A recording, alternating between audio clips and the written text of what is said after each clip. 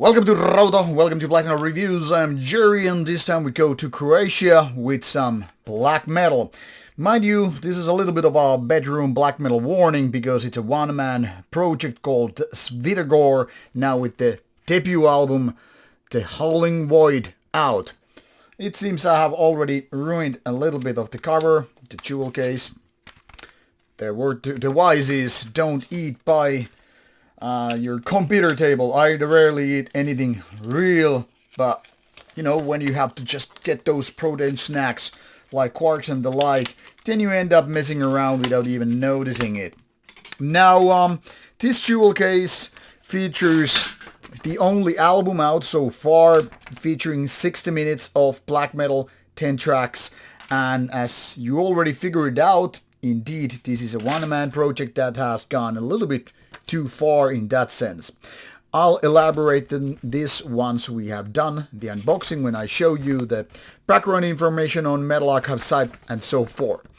So, being a black metal band is one thing, being a black metal band of various styles combined is another one, and that's exactly the case here with Svitogor.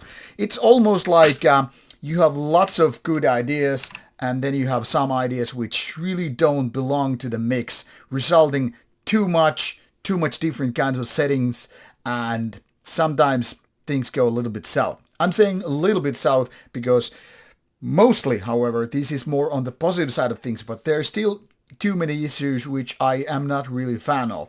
I'm trying to explain them here, will probably fail, but hopefully I will get you an idea what I'm talking about. So here on Metal Archive site, it says Croatia started in 2002, but soon followed back to non-existence, only to come back 20 years later. Not the first time I hear the story, but still always compelling why things like this happened, and why then suddenly there is full length with 60 minutes and all that stuff when you don't have the background for 20 years or so. Here it says genre epic black metal. This is somewhat descriptive, to the actual correctness, because this is kind of epic, especially when you think about 60 minutes. Now, there are only quite a few albums that are actually worth 60 minutes. Way too many lengthy epic albums tend to be too much, like just falling too much in love with your own material, unable to separate the chaff from the wheat and all that stuff. My point here is, if only 1/3 of this album was removed, and I'm talking about the weaker material versus the better one, this would be actually quite really good.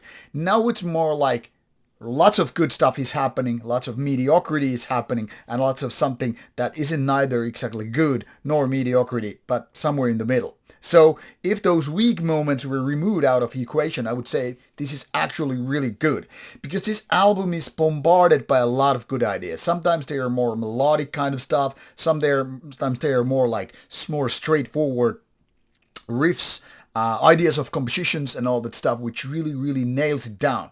But then there are parts where it seems like, are you gonna go for Croatian Vedbu and Zende? Because if you're gonna go for avant-garde take on black metal, you should go like fully to that direction.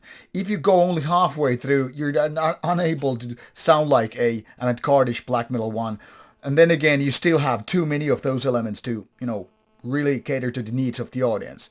So it's more like, if you're trying to go for just full blasting black metal, the kind of a basic 1990s approach, and then go to the avant-garde direction, you're gonna have a lot of compromises. You're not gonna be either of the styles properly, but a little bit both, and we know that doesn't really work that well. But like I said, there are plenty of good ideas. I will just remove some of the stuff. Some of the stuff what I would like to have removed is the clean vocals. There are not too many of them, but I always feel like they're a little bit misplaced. The guitar sound, it's not really powerful, it's very demo-ish. Now you have to understand what happens in 2024 is very different than what happened like late 80s, early 90s. Nowadays we're more picky because everybody has the equipment and understanding, and those who don't, well, go back to your demo room or go for a real studio with understanding. Now, there are only a few members in the scene who are able to handle everything, from drums to guitars to bass to vocals to keyboards, whatever you have. Now, usually it's the drummer you go for, a session drummer or hired gun, a mercenary, if you will, enabled to figure it out everything. there are lots of guitarists who can just handle bass as well, and vocals. They're probably the easiest part. You just do a little bit screaming and that's where you go. Well, that's easy to think like that, but it's a different story. And when you just handle passable keyboard parts, you're just gonna get away with it. Now, of course, good vocalists are separated from the mediocre ones, and unfortunately the vocals are a little bit weak here.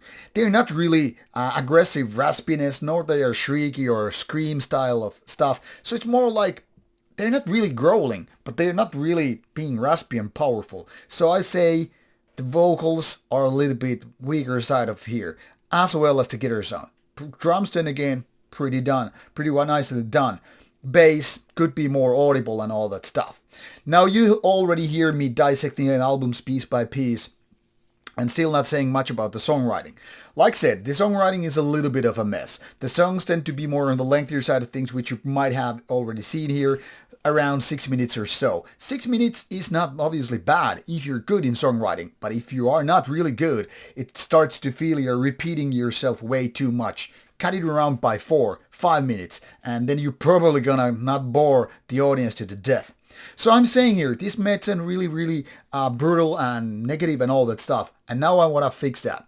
Overall, this is on the better side of things, because there are, like I said, a lot of nice ideas, good melodies, good riffs here and there, but there's just too much of that filler stuff, taking a lot of the space here for 60 minutes.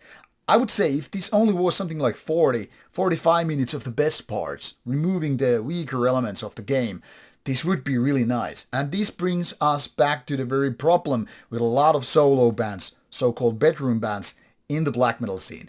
When there is only one member to define what the music should be like, nobody's there to challenge, like, do you really think this riff is gonna cut it? You're gonna include a lot of those ideas which shouldn't be there in the first place. This isn't the first, this isn't even the 100th time what I've been witnessing with a lot of solo black metal bands. There are other genres as well, but black metal is more prominent with this one. And I'm saying, don't try to do everything by yourself, because nobody is equally good with all the instruments, including vocals and songwriting. When you go and try to figure out everything by yourself, you're gonna have those weaker links, because you're probably weaker as a drummer or a guitar player or vocalist. You get the idea. And when you're trying to incorporate those ideas where you're weaker, as opposed to where you're stronger, you're gonna have weaker elements versus having the right people in your own band. Surely, if it's your one vision and you wanna be alone, sure, go ahead and do it, but then also be ready to be face the criticism about it. So like I said, I kind of like Svitogor, but I also feel it's just too filled with a lot of ideas which are not that good. And I hope for the future, be more ready to kill your darlings. Remove the weaker parts. Be critical about the thinking. And this goes for the audience as well. Give this album a chance. There are lots of good things happening, but also a lot of things that you kind of have to, force yourself through in order to get more a dose of good ideas. So a lot of things happening, both good and bad ways, but still, in the end, more on the good side of things eventually. It's just quite of a lengthy take for 60 minutes, and I feel it's a little bit of a burden. But if you can just sort it out, if you can listen true to it, it will be somewhat rewarding experience. As always, links are provided in the description box for your listening pleasure and more information. If you need more information about the album or the band, you can always ask me, and I will then forward the questions to the band in question. Now off you go, and I hope you enjoy it. Take care.